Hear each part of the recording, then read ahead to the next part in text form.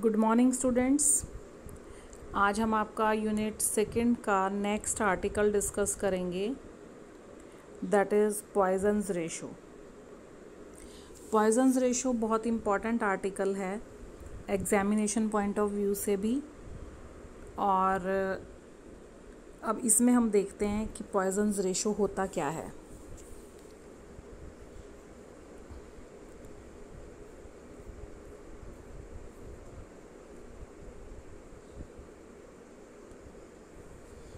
तो स्टूडेंट्स देखिए, Poisson's ratio क्या है।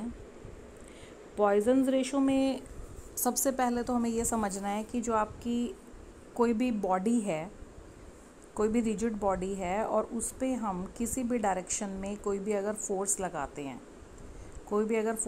किसी भी डायरेक्शन में, तो जो जिस डायरेक्शन में हमने फोर्स लगाई है सिर्फ उस डायरेक्शन में जो उस बॉडी का जो साइज़ है वो चेंज नहीं होता, बल्कि आपका उसके अपोजिट उसके जो आपकी परपेंडिकुलर डायरेक्शंस हैं उनके अंदर भी साइज़ में बॉडी के चेंजेस आते हैं।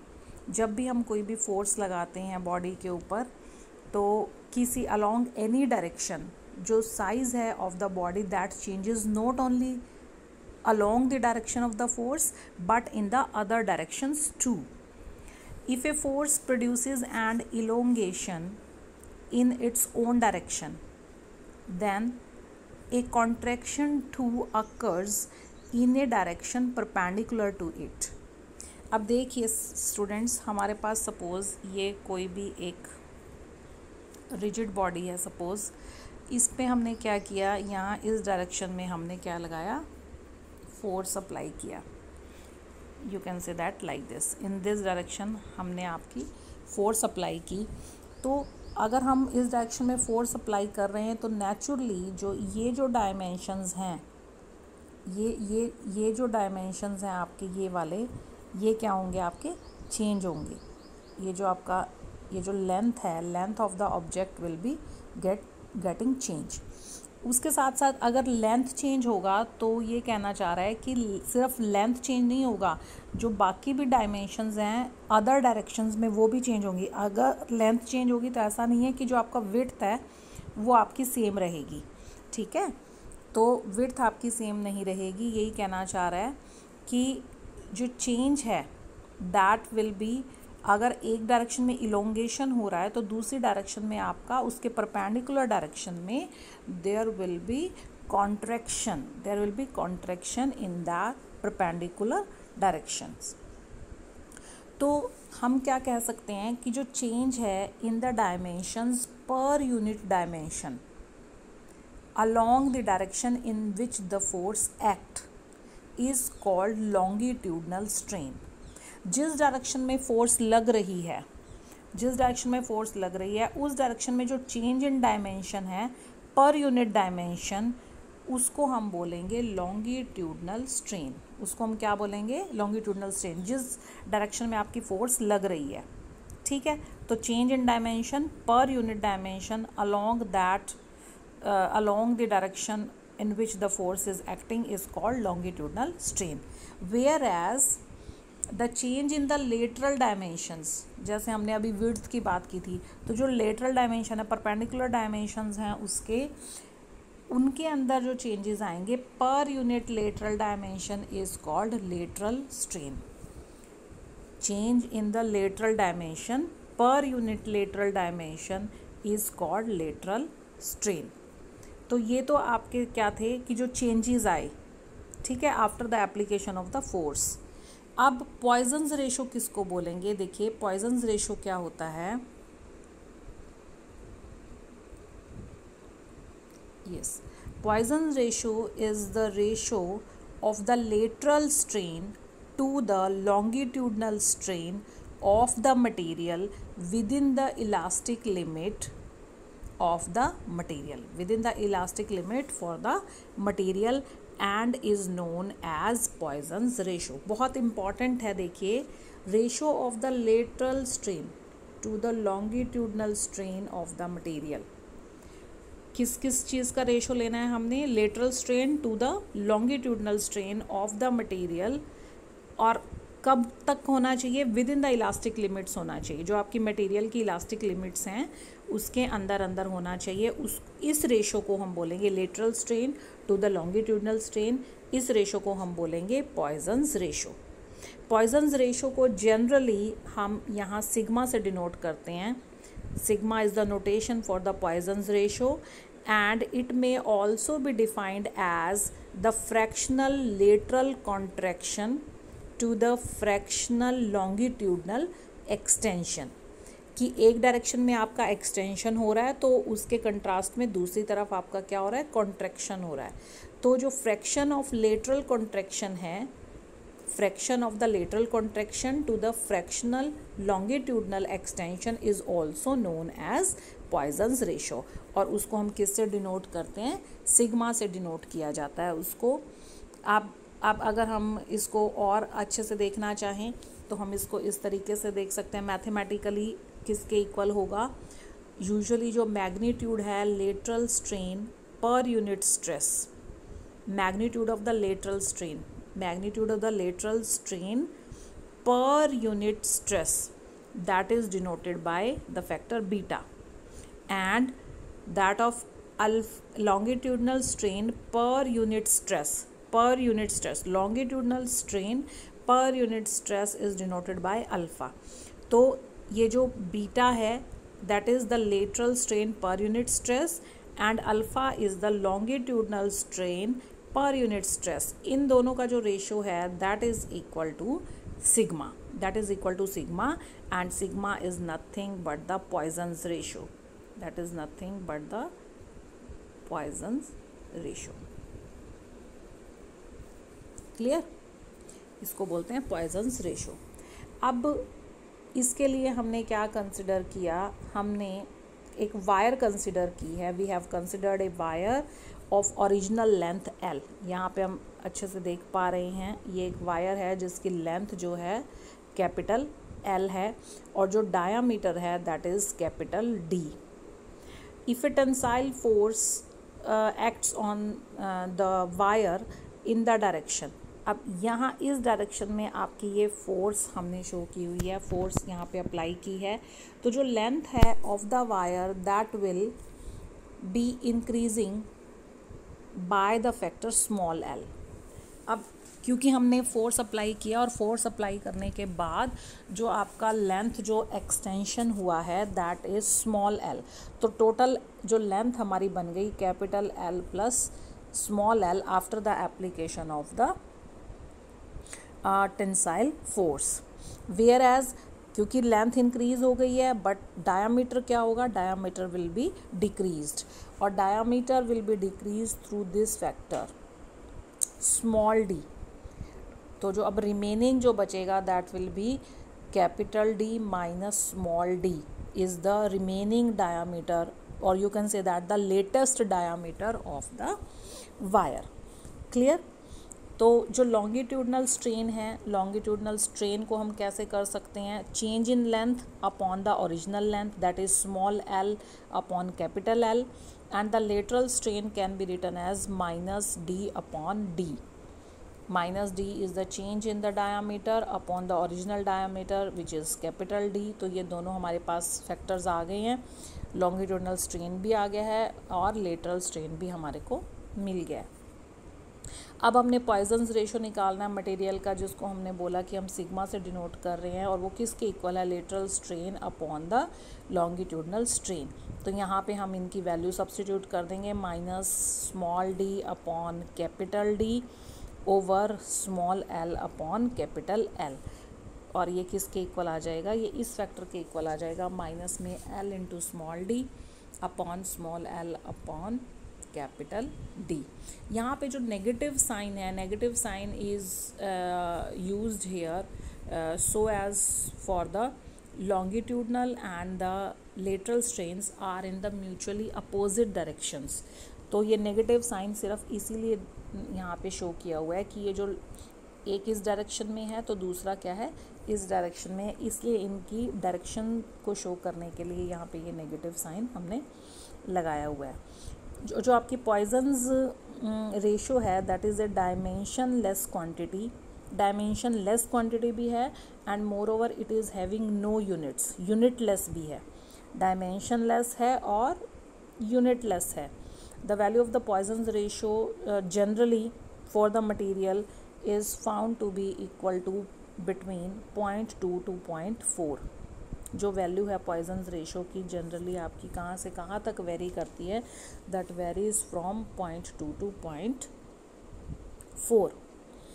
और अगर हम परफेक्टली कोई भी इनकम्प्रेसिबल मटेरियल लें, इनकम्प्रेसिबल लें and the body under the strain suffers no change in volume, और हम उसको स्ट्रेन अप्लाई करें उसके ऊपर और कोई भी जो वॉल्यूम जो है बॉडी का चेंज ना हो, in that case Poisson's ratio is found to have the maximum value.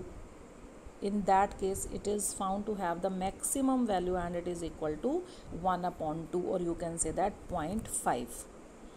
तो वो कितनी होगी, 0.5 के इक्वल होगी अगर कोई भी इनकम्प्रेसिबल हमने मटेरियल लिया है, बॉडी ली है हमने, और जब हमने उसके ऊपर फोर्स अप्लाई किया, स्ट्रेन अप्लाई किया और उसके अंदर कोई भी चेंजेस नहीं आते हैं वॉल्यूम में, तो जो पॉइजन्स रेशो की जो वैल्यू है वो आपकी मैक्सिमम रहती है. और वो मैक्सिमम वैल्यू कितनी है, 0.5. अदरवाइज़ लगभग जो वैल्यू है पॉइजन्स रेशो की मटेरियल के ऊपर डिपेंड करता है, अदरवाइज़ कितनी रहेगी, 0.2 to 0.4.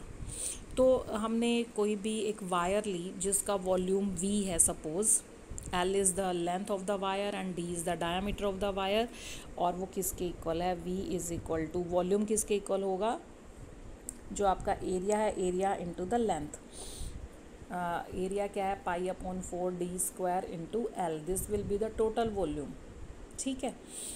अब if the change in the volume which is accompanying the stretching force B dV, अगर हम कहें कि जो चेंज आता है वॉल्यूम के अंदर वो dV है, तो dV को हम कैसे निकाल सकते हैं, dV को हम ये वाला जो फैक्टर है इसको हम डिफ्रेंशिएट कर देंगे तो हमारे पास ये रिलेशन आ जाएगा. और एक बार हम विद रिस्पेक्ट टू D इसको डिफ्रेंशिएट करेंगे, एक बार with respect to L differentiate करेंगे. π/4 जो आपका है कांस्टेंट फैक्टर है बाहर आ जाएगा और इसको आप सॉल्व कर लीजिए. This will be 2D into D into L. This is with respect to D और ये आपका with respect to L, D² as it is into DL. तो अब अगर जो वॉल्यूम है of the wire and the stretching remains unchanged, अगर जो स्ट्रेचिंग है, स्ट्रेचिंग के बाद जो वॉल्यूम है दैट रिमेन्स अनचेंज्ड, तो dV that should be equal to 0. तो in that case dV should be equal to 0. तो ये जो आपका dV है, अभी ये जो फैक्टर था आपका dV हमने निकाला था, this should be equal to 0. तो यहाँ से ये आपका 0 के इक्वल हमने सब्स्टिट्यूट कर दिया. तो यहाँ पे हमारे पास क्या रिलेशन आ गया, capital D into small dl is equal to -2L into small d into capital D. तो यहाँ से हम ये रिलेशन, ये वैल्यू निकाल लेंगे.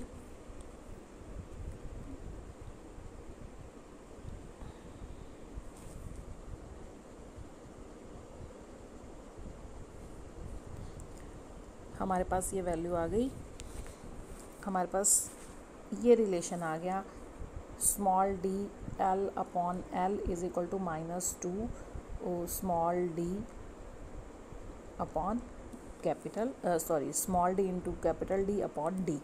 तो ये जो फैक्टर आ गया, अब हमें पता है पॉइजन्स रेशो हमारा किसके इक्वल होता है, पॉइजन्स रेशो इसके इक्वल होता है जो आपका लेटरल स्ट्रेन है ओवर द लॉन्गिट्यूडनल स्ट्रेन. तो यहाँ पे DL/L की जो वैल्यू है, DL/L की ये जो वैल्यू थी, यहाँ पे हमने ये वैल्यू सब्स्टिट्यूट कर दी और यहाँ से ये फैक्टर जो आया हमारे पास किसके इक्वल आ गया, 0.5 के इक्वल. तो ये था पॉइजन्स रेशो. पॉइजन्स रेशो बहुत इम्पॉर्टेंट है और यहाँ से हम देखते हैं कि जो ये मटेरियल टू मटेरियल जो इसकी वैल्यू है वो डिफ़र करती है, बट जो आपके मटेरियल्स हैं टोटली इनकम्प्रेसिबल टाइप के जो मटेरियल्स हैं, they can have the maximum value, और जो मैक्सिमम वैल्यू है वो आपकी 0.5 तक ही एक तरीके से लिमिटेड है. ठीक है, 0.5 से ज़्यादा वो वैल्यू नहीं हो सकती है. नेक्स्ट है अब आपका, next is shear is equivalent to an elongation strain and compression strain. जो shear है that is equivalent to an elongation strain and a compression strain.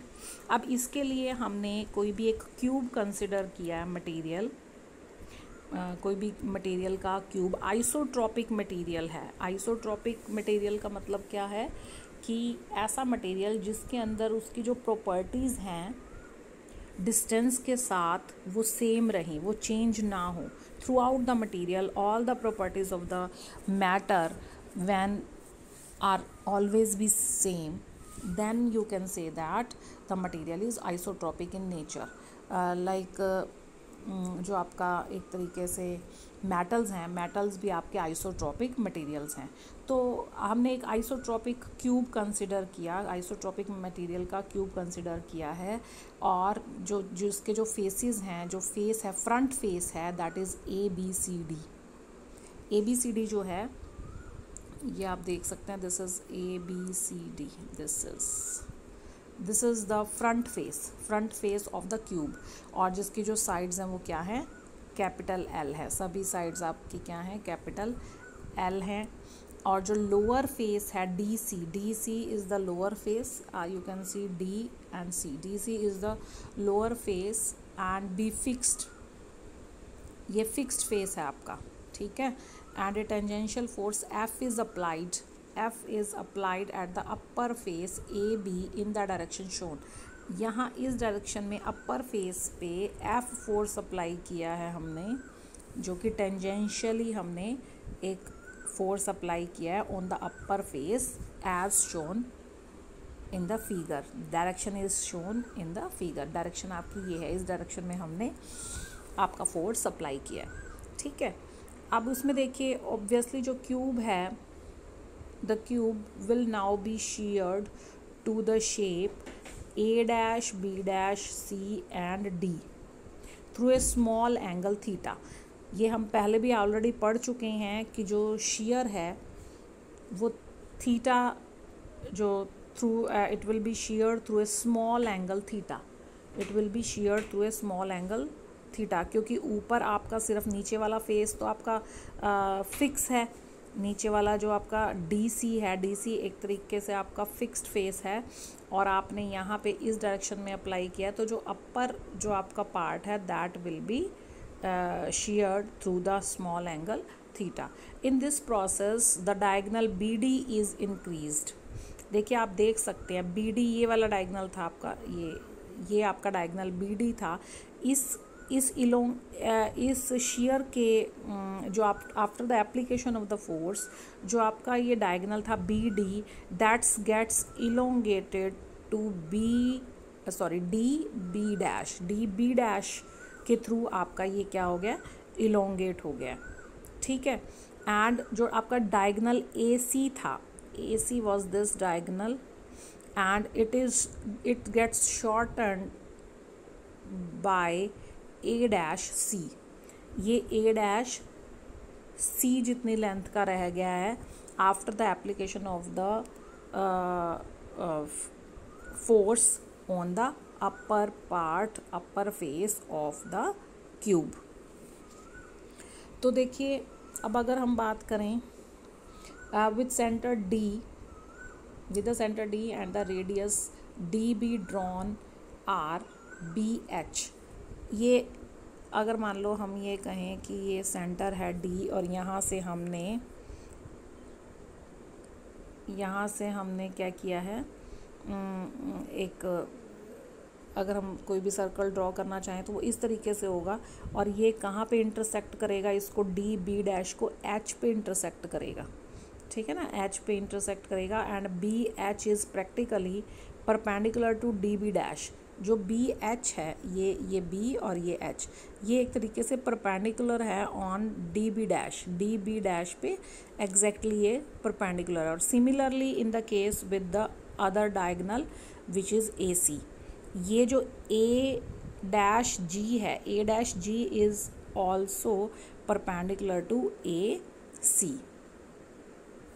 Since the shear angle is very very small, हमें पता है जो shear angle है, shear जो है that is very very small, तो ये जो आपकी जो दोनों ट्राइंगल्स बनी हैं B B dash H, B dash H and A dash G, ये दोनों क्या है, एक तरीके से आइसोसेल्स राइट एंगल्स हैं, राइट एंगल ट्रायंगल्स हैं। आइसोसेल्स मीन जिनकी दो साइड्स इक्वल होती हैं और राइट एंगल्ड ट्रायंगल्स हैं। तो यहाँ से अगर हम ये निकालना चाहें एच बी डैश कौन सा पोर्शन होगा, this one H B dash, ये वाला H B dash is equal to B dash cos angle B dash H, this is equal to, और यहाँ पे ये एंगल क्या होगा cos 45, क्योंकि आइसोसेल्स ट्रायंगल है। तो यहाँ से B dash upon under root 2 आ जाएगा। उसी तरीके से similarly D C will be equal to D C और is equal to B C, that is equal to L, L हमें पता है साइड ऑफ द क्यूब है, और यहाँ से हम डी बी और डी एच निकाल सकते हैं which is equal to L into under root 2। Now extension जो है हमारी, extension you can say that elongation strain along the diagonal B D, जो एक्सटेंशन है अलोंग दिस डायगोनल, इस डायगोनल के अलोंग जो एक्सटेंशन है वो किसके इक्वल होगा, डी बी डैश माइनस में D B upon the original length which was D B. Original length क्या थी हमारी इसकी, डी बी तो थी, और ये किसके इक्वल आ जाएगा, डी बी डैश माइनस में D H upon D H के इक्वल। अब यहाँ पे वैल्यू सब्स्टिट्यूट कर दीजिए, वैल्यू सब्स्टिट्यूट करेंगे तो हमारे पास क्या आ जाएगा, यू विल हैव एक्सटेंशन में एक्सटेंशन जो है वो किसके इक्वल आ जाएगी, H B dash upon D H, और यहाँ पे एच बी डैश किसके इक्वल है, B dash upon under root 2 over L into under root 2। इसको सॉल्व करेंगे तो हमारे पास ये आ जाएगा small L upon 2 capital L. अब देखिए क्योंकि since theta is very very small, तो इस ट्रायंगल के अंदर डी ए डैश के अंदर आप कह सकते हैं जो आपका थीटा है, tan theta will be equal to small L upon capital L, tan theta will be equal to small l over capital L। since the theta is very very small, तो हम क्या लिख सकते हैं, theta is equal to small l upon capital L लिख सकते हैं, since theta is very very small। तो यहाँ से ये हमारे पास किसके इक्वल आ गया, थीटा अपॉन 2 के इक्वल आ गया। सिमिलरली ये तो हमारा था एक्सटेंशन के लिए हमने देखा, सिमिलरली हम इस तरफ ये जो हमारा जिस डायगोनल में कॉन्ट्रैक्शन शो हो रहा है उसके लिए भी निकाल सकते हैं, और जो कंप्रेशन जिसको बोलेंगे, कंप्रेशन जो है strain that will also be coming which is equal to theta upon 2 के इक्वल आपका रहेगा।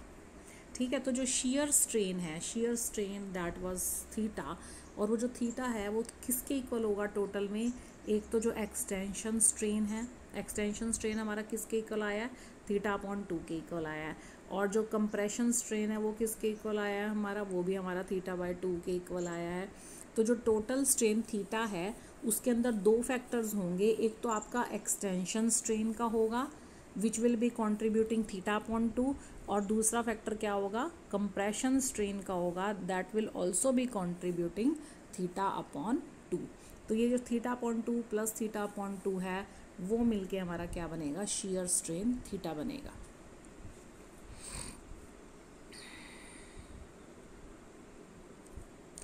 तो what we can say, we can say that a shearing strain theta is equivalent to 2 equal strains। ठीक है ना, जो थीटा है हमारा टोटल में जो थीटा है that is equal to 2 strains, an extension and a compression। Extension और कंप्रेशन, और जो कि दोनों के दोनों क्या होंगे, राइट एंगल ट्रायंगल पे होंगे, राइट एंगल्स पे होंगे to the each other, and each being equal to half of the shear, each being equal to half of the shear. वो दोनों के दोनों किसके इक्वल होंगे, थीटा अपॉन 2 के इक्वल होंगे। ठीक है। और इसका कन्वर्स भी ट्रू है, कन्वर्स भी ट्रू है। और वो कन्वर्स क्या कहता है कि according to it simultaneously and equal compression and extension at right angle to each other are equivalent to a shear of double in magnitude, strain of double in magnitude। तो मतलब एक तरीके से या तो आप यूँ कहें कि theta is equal to theta upon 2 plus theta upon 2, या तो आप इसको यूँ कहें, या फिर आप यूँ कहें कि that is the twice of this factor, this comes out to be equal to theta. तो दोनों एक ही बात है।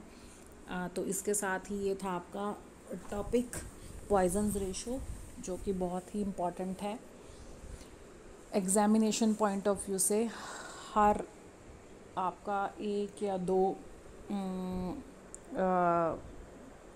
मतलब ईयरली एग्ज़ाम के बाद ये ज़रूर एग्ज़ाम के अंदर आता है। कई बार 2 नंबर में आ सकता है, 3 नंबर में आ सकता है, as per the question in the examination. वो आप उस तरीके से अटेम्प्ट कर सकते हैं। Thank you for this.